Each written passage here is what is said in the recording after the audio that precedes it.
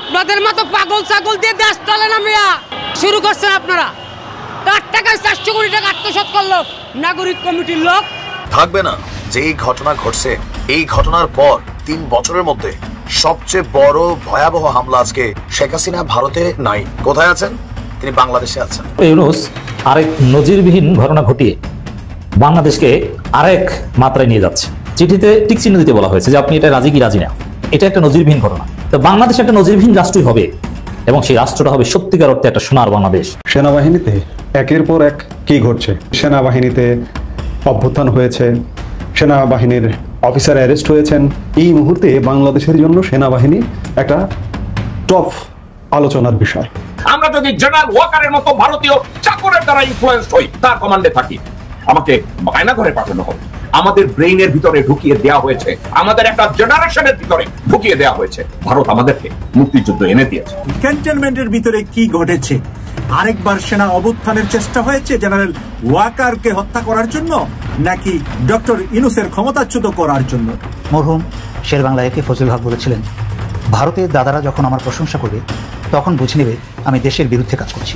আর আমরা এখন দেখতে পাচ্ছি ভারত আমাদের সেনাপ্রধান জেনারেল ওয়াকারের প্রশংসা করছেন এবং আমাদের সরকার প্রধান মাননীয় প্রধান উপদেষ্টা প্রফেসর ইউনূসের বিরোধিতা করছে। আসসালামু আলাইকুম দর্শক, আরো একটি নিউজ ভিডিওতে আপনাদের সবাইকে স্বাগত করছি। আজকের ভিডিওটা কিন্তু অনেক বেশি গুরুত্বপূর্ণ হতে যাচ্ছে। দর্শক, আপনারা কিন্তু ভিডিওর শুরুতে কিছু ইন্ট্রো ভিডিও দেখেছেন। এই ইন্ট্রো ভিডিওগুলো থেকে কিন্তু আপনারা আন্দাজ করতে পারছেন যে আসলে আজকের ভিডিওটার টপিক কি। হ্যাঁ দর্শক, আজকের ভিডিওটা কিন্তু অনেক বেশি গুরুত্বপূর্ণ হতে যাচ্ছে।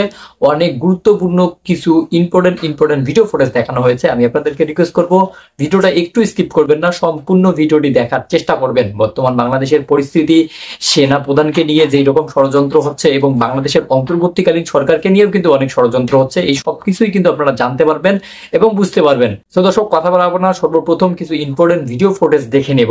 ভিডিও শুরু করার আগে একটি ছোট্ট রিকোয়েস্ট থাকবে, আপনি যদি প্রথমবারের মতো আমাদের এই ছোট্ট চ্যানেলটি এসে থাকেন তাহলে অবশ্যই চ্যানেলটিকে সাবস্ক্রাইব করে আমাদের পাশেই থাকবেন। আপনাদের মতো পাগল ছাগল দিয়ে দেশ চলে না মিয়া। আপনাদের মতো পাগল ছাগল দিয়ে দেশ চলে না। কি শুরু করছেন আপনারা? কার টাকায় 400 কোটি টাকা আত্মসাৎ করলো নাগরিক কমিটির লোক এবং ওই একই ব্যক্তি এদেশের ইসলাম বিদ্বেষী একজন ব্যক্তি আলেম ওলামাদেরকে নিয়ে কটূক্তি করছে, পীর রাসূলকে নিয়ে কটূক্তি করছে। হ্যাঁ, সব মেনে নেব। এই দেশ নিয়ে ষড়যন্ত্র করবে তার বিরুদ্ধে আমরা অ্যাকশন নেব। ইসলামের বিরুদ্ধে কেউ কথা বলবে তার তার দেহের সাথে গর্দান রাখবো না। আমার পীর রাসূলকে নিয়ে কটূক্তি করবে তার মাথা কিন্তু তার দেহের সাথে থাকবে না, স্পষ্ট বলে দিলাম।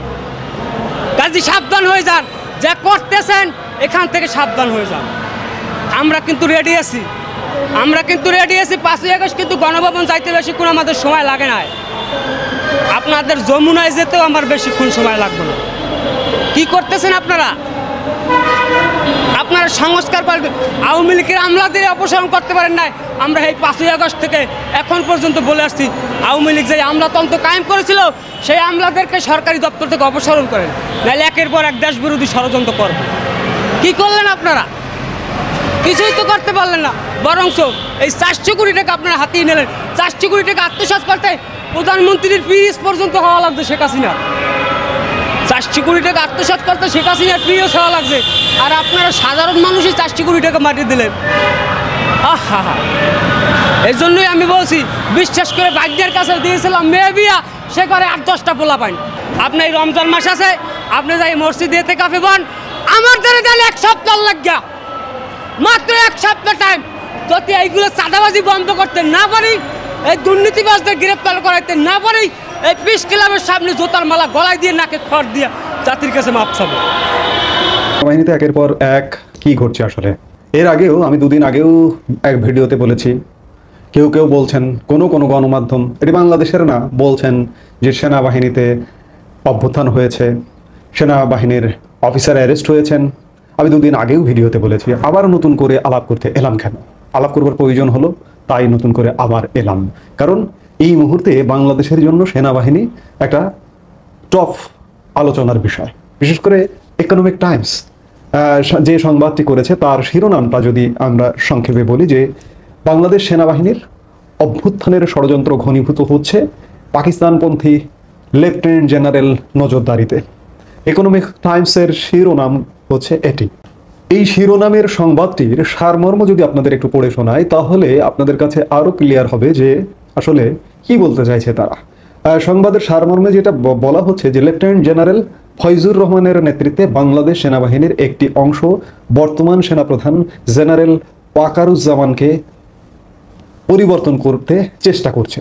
অভ্যুত্থানের প্রতি সমর্থন যাচাই করবার জন্য রহমান একটি সভা ডেকেছিলেন, কিন্তু তার উপস্থিতি সীমিত ছিল।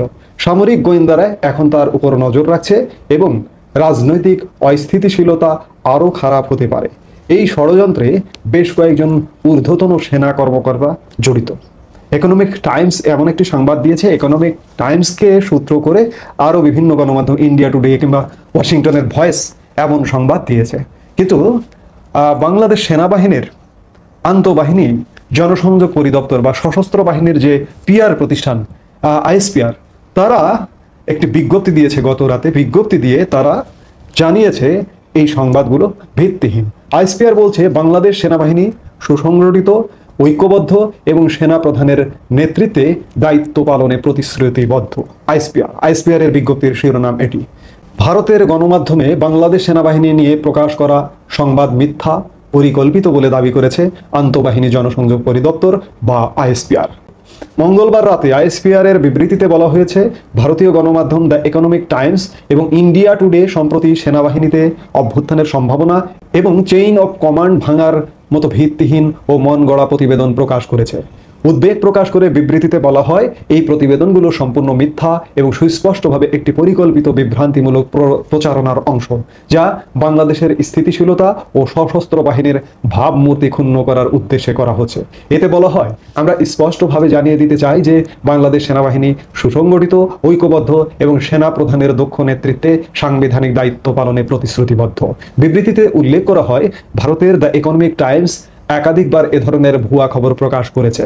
বারবার এ ধরনের অসত্য তথ্য প্রচার তাদের উদ্দেশ্য ও বিশ্বাসযোগ্যতা নিয়ে প্রশ্ন তোলে। এছাড়া কিছু অনলাইন পোর্টাল ও বিতর্কিত টেলিভিশন চ্যানেলও এই মিথ্যাচার প্রচারে যুক্ত হয়েছে, যা সেনাবাহিনী ও জনগণের মধ্যে বিভ্রান্ত সৃষ্টির অপপ্রয়াস ছাড়া কিছুই নয় বলে মনে করে বাংলাদেশ সেনাবাহিনী।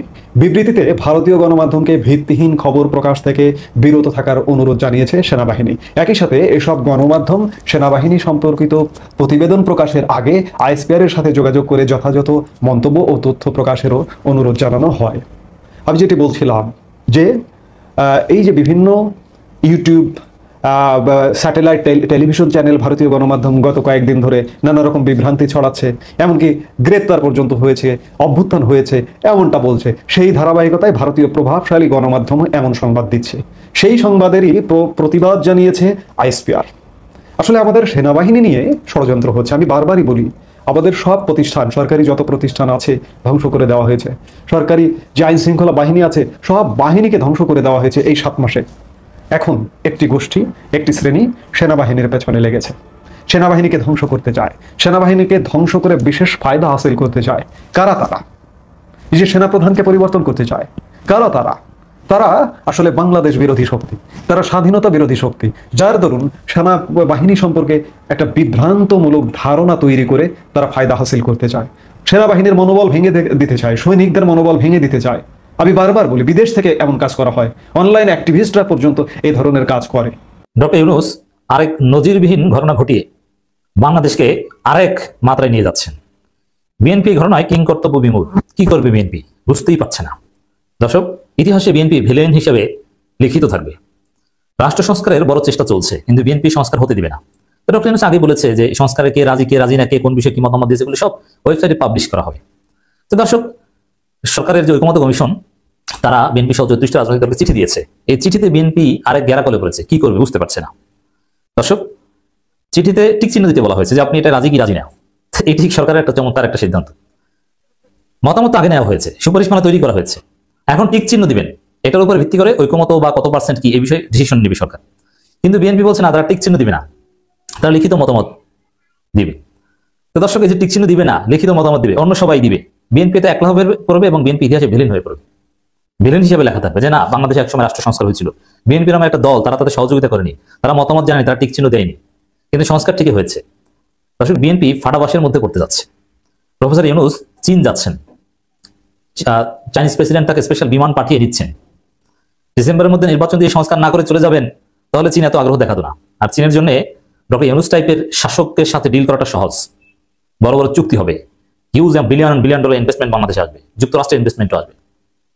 অতএব দর্শক, এই সংস্কার হবেই। এই সংস্কারের জন্য পৃথিবীর বিভিন্ন দেশ টাকা দিবে, এটা তারা অলরেডি বলেছে যে আপনি সংস্কার করেন, আমরা টাকা যা লাগে দিব, ডলার দিব, এবং সেটা বিলিয়ন অ্যান্ড বিলিয়ন ডলার। অতএব এই যে খবরটা হ্যাঁ নাতে ঠিক নয়, লিখিত মতামতের গুরুত্ব বিএনপি। এই যে হ্যাঁ না জানতে চেয়ে চিঠি দিয়েছে বিএনপি সহ সব রাজনৈতিক দলগুলোকে, এটা একটা নজিরবিহীন ঘটনা।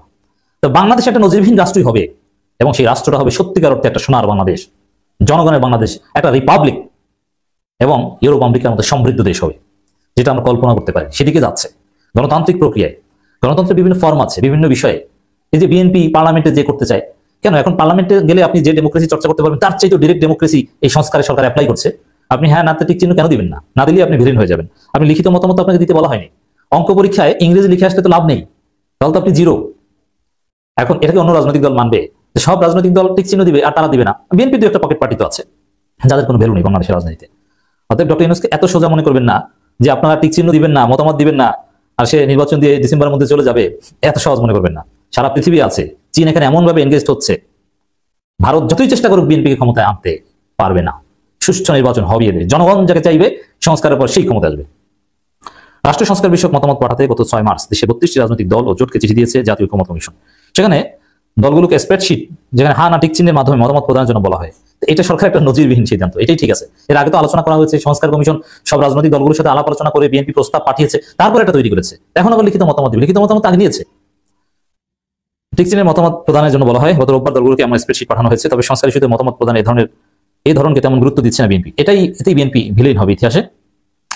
দলটি 6 সংস্কার কমিশন রিপোর্টের উপর নিজস্ব মতামত লিখিত আকারে বিস্তারিতভাবে তুলে ধরবে। বিএনপি মনে করছে স্প্রেডশিটে শুধু টিক চিহ্নের মধ্য দিয়ে সব জিনিসকে বিস্তারিত আকারে তুলে ধরা যাবে না, তাই স্প্রেডশিটের পাশাপাশি লিখিত আকারেও মতামত দেবে দলটি। অন্তর্বর্তী সরকারের সঙ্গে পরবর্তী আলোচনার বিষয়টি তুলে ধরা হবে। দেখেন এখানে কি করলে কি হয়ে যায়, স্প্রেডশিট টিক চিহ্ন দিলে আবার কি হয়ে যায়। মানে ওই গ্রামে কিছু লোকজন আছে না, আপনি যদি কোনো যৌক্তিক কাজও তার সিগনেচার চান, ভাই এখানে একটা সিগনেচার দেন, সিগনেচার না দিতে পারলে টিপ চিহ্ন দেন, টিপ দেন, আঙ্গুলের ছাপ। তখন তারা মনে করে যে বাবা তুমি আমার জায়গা জমি সব লিখে নিয়ে যাবে না। এবং অতীতে ঘটেছে এরকম, যে টিক চিহ্ন দিয়ে মিষ্টি খাওয়ার কথা বা বিভিন্ন ভংশন বুঝিয়ে হাতের একটা ছাপ নিয়ে অথবা সাইন নিয়ে জায়গা জমি সব লিখে নিয়ে গেছে, এরকম হয়েছে অতীতে।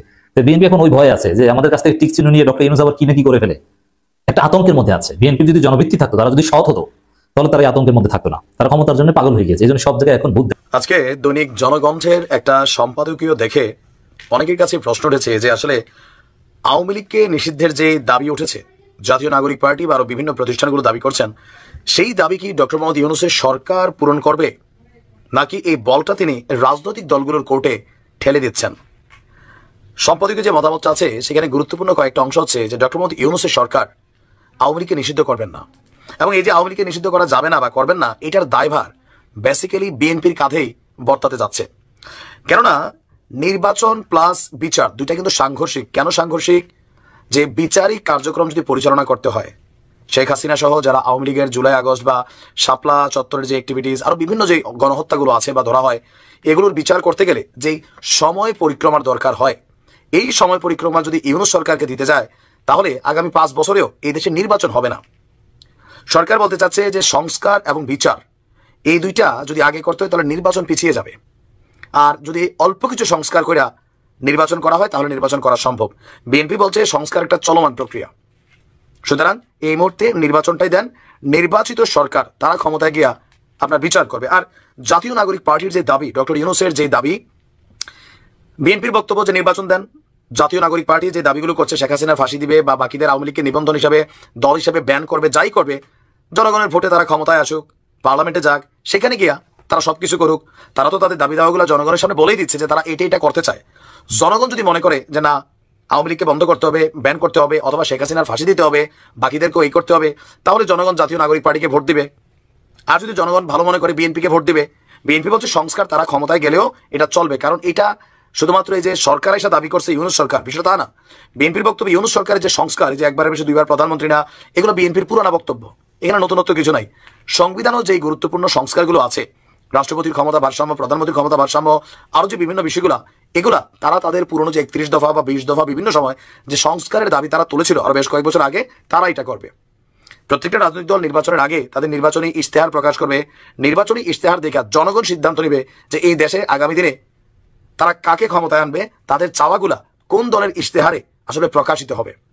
ডক্টর মোহাম্মদ ইউনূস তিনি আওয়ামী লীগের নির্বাচন নিয়ে কয়েকদিন আগে বিবিসিতে তার সাক্ষাৎকারে বলছিলেন এটা আওয়ামী লীগ সিদ্ধান্ত নেবে। আবার আপনারা দেখেন সার্জিস হাসনাতরা প্রথম যখন ইউনূস সাহেব ক্ষমতায় আসলেন তখন আদালতে একটা রিট করতে গিয়েছিল, ঠিক পরের 48 ঘন্টার মধ্যে রিটটা তুলে নিছে আওয়ামী লীগকে নিষিদ্ধ করার জন্য। তো তারা কেন করছে না? তারা চাচ্ছে ইউনূস সরকারকে চাপ দিয়া কাজটা করাইতে। এখন আওয়ামী লীগের মতো একটা দলকে ব্যান করে এই দেশে ভবিষ্যতে যে কোনো একটা রাজনৈতিক দল বা ব্যক্তি বসবাস করবে, তার জন্য কি পরিমাণ থ্রেড আছে এটা তো বি প্র্যাকটিক্যাল, তাই না? এটা সাফার করতে হবে। আবার এরকম নির্বাহী আদেশে কোনো রাজনৈতিক দলকে যে ব্যান করে রাখা যায় না, জামাত ইসলামী তার একটা প্রমাণ। আওয়ামী লীগ তো জামাতকে যাওয়ার আগে ব্যান করে গেছিল, কিন্তু সেটা কি ওই লেভেলে আছে? নাই। তার মানে জনগণ সিদ্ধান্ত নেবে কাকে ব্যান করবে কাকে করবে না।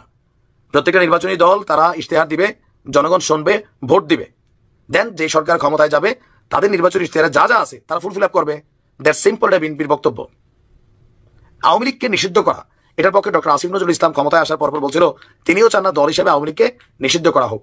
ডক্টর ইউনূসও চান না, বিএনপিও চায় না, জামাতও কৌশলী বক্তব্য দিচ্ছে, তার মানে আওয়ামী লীগ নিষিদ্ধ হচ্ছে না।